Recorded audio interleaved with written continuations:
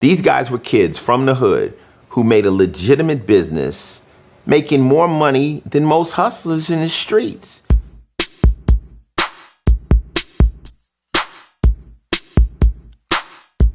Uncle Jamm's Army is the best dance promotion team that ever existed, period, point blank. Throwing dances was the hustle of our era. They took throwing small, like, club parties to arena levels. The legacy of Uncle Jamm's Army is this: party, party, party, party, party. And it was us against the world from day one. It's us against them all the time. And sometimes it worked to our benefit, sometimes it worked to our detriment.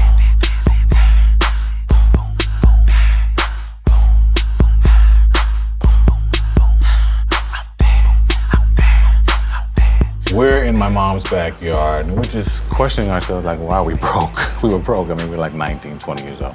And it was really a historical moment because I think it was my older brother that said, look, I got a sound system, and let's start giving dances. And immediately, the only DJ that ever came to mind was Roger Clayton. The main difference in all the LA promoters was that Roger Clayton had a better selection of music.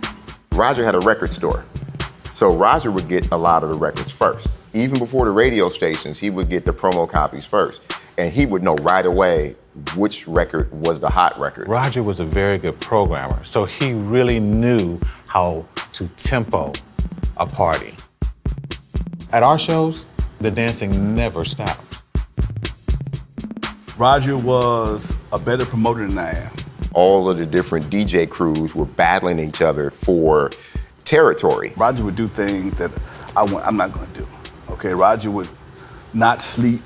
He would promote all night. He'd be out in the rain, passing out flyers, hanging up posters. Make sure y'all come through Friday night. On Friday night, we having a party Friday night. All right, Friday night. What you doing, Uncle Jam? Hey, what's happening, bro? Friday night, it's the sports and Uncle Jam. We worked 15, 16-hour days like it was nothing. You'd wake up the next morning, and everywhere you drove, you saw us. You heard us. It was fiercely competitive. When we would be on the streets, when you're out in those malls, handing out your flyers, we were constantly calling each other, hey man, I'm on Rosecrans and Central, I see my posters down. We did things to each other that we both probably would be in the penitentiary for. I mean, I've seen guys to Rogers clubs and tore up bathrooms, and Rogers called the police on me, the fire marshal on me. I have actually put on my shoes going to Rogers' record store to whoop his ass. We outworked him, and then I think we had a quality of show. You know, Roger was really a stage master. Everybody couldn't get up there and DJ with Roger. You really couldn't, you know, and you shouldn't, because he'd bite your head off and watch it roll off the stage. That was his domain. Then one day, me and Snake Puppy was in the Fox Hills Mall, and Roger Clayton was passing out flyers. I said, Egypt, there go Raj. He's passing out flyers, man. I need to let him know something. He gave us a flyer, and he knew who I was from all the parties, dancing and stuff. You got these necessary skills, and you need to be a part of this. Snake Puppy said, yo, Roger. You have to meet Egyptian Lover. I mean, I know you know him, but you don't know him. Like I know him with this mixing thing. I said, you got to give him a chance, man. Whatever you do, just give him a chance. You have the best party promotion team we ever seen, but you don't have the best DJ. He said, if you want the best DJ, you got to hook my boy up right here. When he DJ'd, people would stop dancing and run to the stage just to watch him mix, because the way he used to mix was unorthodox. Nobody seen nothing like it. He was doing triple threats, and people would just stand in awe. Egypt blew up. Can't take nothing from me. He blew up. Got arrogant as hell. Egypt had a Rolls. Let's get to Egypt. Egypt was a motherfucking DJ, and he bought a Rolls in front of everybody. Motherfuckers like, Egypt is getting paid. I don't know where he got the Rolls, but he popped up in LA with a Rolls Royce, and niggas was like, go ahead, Egyptian Lover. Unbeknownst to me, DJs became the talent. And our crowd was getting huge, you know, so now we had to go from halls to arenas. The crowd is arriving at the sports arena. Everybody's here for Uncle Jam's Army Jam Festival. That's the time that we hooked up with Edwin. Edwin was a businessman. He was a smart businessman. See, I'm about business, okay? Promoting big events takes big money. So I started building my credit, and I started applying for credit cards like crazy to the point where I accumulated 145 credit cards. And each one, they would send me these letters saying, hey, do you want to expand your credit limit? Absolutely. Do you want to credit advance checks? Absolutely. You know, Roger started doing the sports arena, I thought it was a hell of a gamble. To me, that's putting a lot on the line. And when they told me how many people they had, I said, how many? That was a big moment when they were able to do the sports arena. 10,000 kids, like I say, with no artists, with no stars other than their own DJs, and everyone had a blast.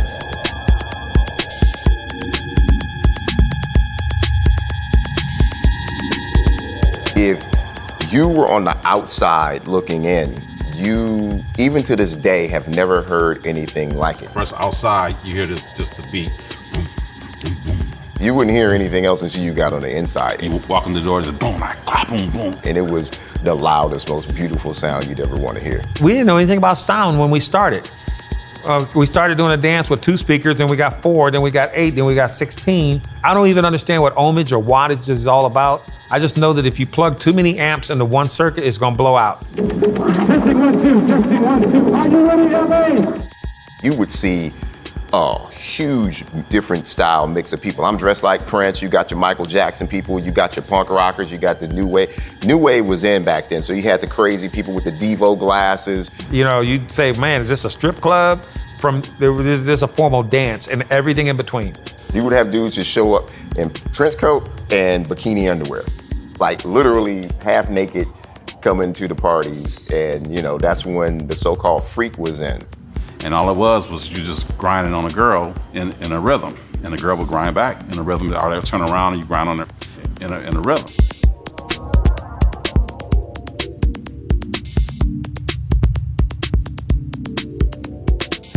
I mean, it was a wild, crazy time. Crazy, crazy time.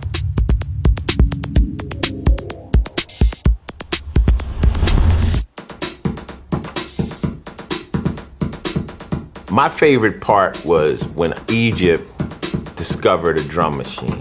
I get a call one day from Egypt, and he's like, I got a new toy. You know, I got this thing. It's a drum machine. I'm like, all right. The Roland CR-808. And he said, no, I got this thing, man. It's dope. It's expensive. It's an 808. You know, come over. Brought it home and filled the whole drum machine up full of beats and brought it to the next Uncle Jamm Army party, which was that weekend, sports arena. There was a moment where he brought an 808 drum machine, and people had never seen a drum machine. And they hooked it up, and they said, Uncle Jamm's Army is about to go live. When that 1 o'clock hour came, and I knew I had to DJ, I put on Planet Rock. And on the breakdown of Planet Rock, I pushed play on the 808 and took Planet Rock off. And the 808 was just rocking by itself. And I was kind of scared because like 10,000 people in the sports arena. And I'm kind of looking out there, and nobody stopped dancing. Everybody kept on dancing. And he would take the records off the turntables and hold them up in the air. Then he held the drum machine up, and the lights on the Roland was shooting across like that. And then he would change the beat. And then I broke it down a little bit, turn the cowbell down, turn the hi-hats up, turn the hi-hats down. So instead of going doom, doom, doom, doom, doom, it's going doom, doom, doom, doom, doom. And they would just say stuff on top of the beat. And one of the things would be like, we're gonna say yes, yes, motherfucker. Because I'm saying yes, I'm rocking y'all with a drum machine. And they would just go on and then make up more words. And now you've got a party that's being driven by this drum machine. Probably 5 minutes into the beats are playing, Roger walks on the stage like, man, what record are those you're playing? I said, this. And he looked like, what's that? I said, a drum machine. We need to make a record. And he looked at the crowd, and all 10,000 were just partying hard to a drum machine.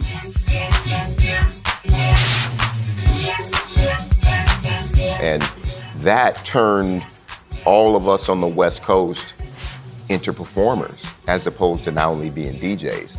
because you had Uncle Jamm's Army, you had me, you had Dre with the Wrecking Crew and Lonzo. They're doing the same thing. Like, it jumped from yes, yes, yes, and doing this on stage to in the studio making records. And I think that's what killed the scene, is everybody who was DJing started making records and stopped doing parties. Things were, growing beyond us, to be honest with you. Personalities, people are, things start to change. Anytime there's money, there's problems. What you gonna do at a sports arena with 10,000 people? You charging $25. There's a bankroll in the back, 300,000. Who gets that? How do you split that? Who's stealing? Who's paying taxes? It was a lot of money for some young kids to have. They knew they weren't gonna be able to promote forever.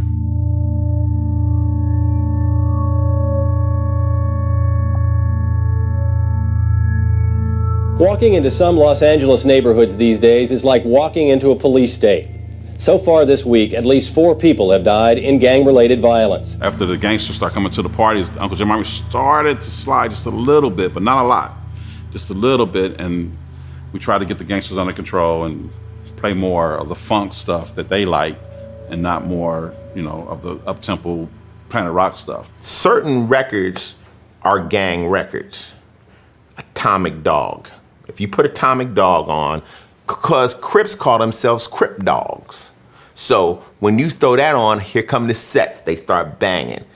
Aqua Boogie, more bounce. Doom, doom, doom, doom, doom. There they go.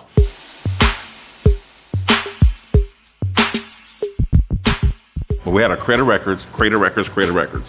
In the very back of every crate, there was an emergency song. When we put on Flashlight, gangsters would stop fighting and like, that's my jam, and start throwing up their gang signs and crip walking and doing and just having fun. And I was like, Roger, how'd you figure this out? I said, the house parties.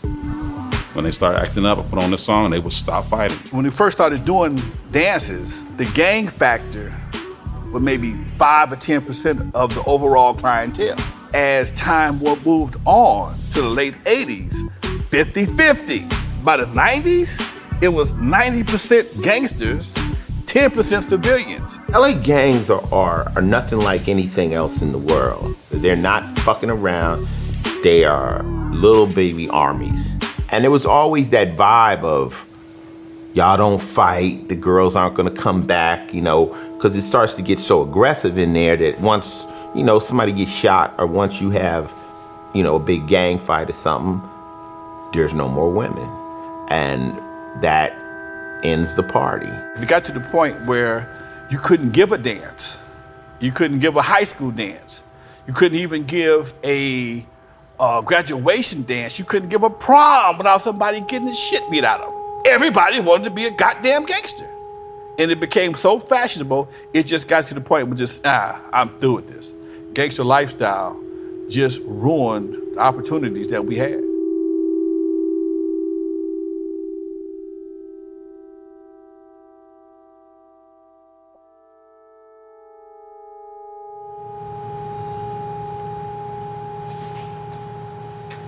What were you thinking about?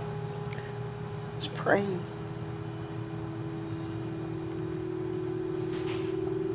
Everyone called us workaholics. My brother was the epitome of workaholic. I said, so what are you gonna do today? Okay, so I'm gonna go make the commercial. I gotta go pick up the flyers. I gotta go pay the deposit on the venue.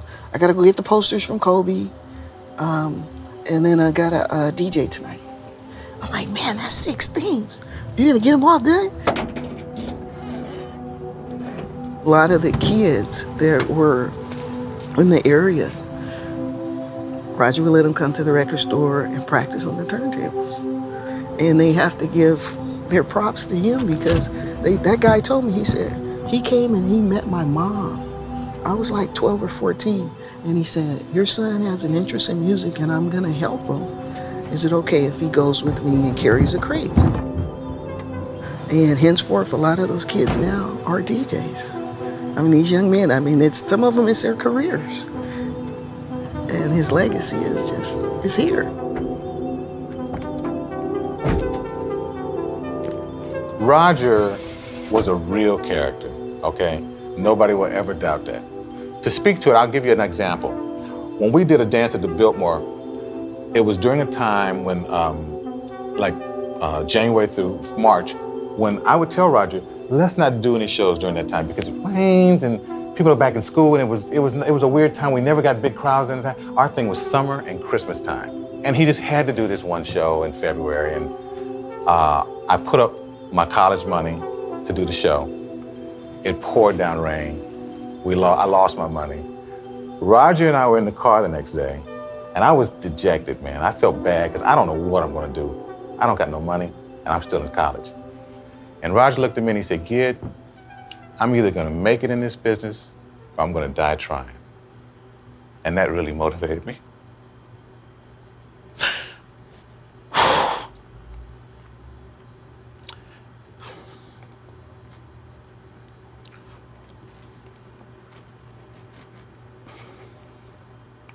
I think about Roger a lot. Roger was determined to make it. You know, by the time he was 13, he knew everything about records. He had more knowledge about the music business than anybody I'd ever met. And I just appreciated that spirit, you know, because I feel like I was like ready to quit, you know, and with those words, he brought me back up, and then we made history together.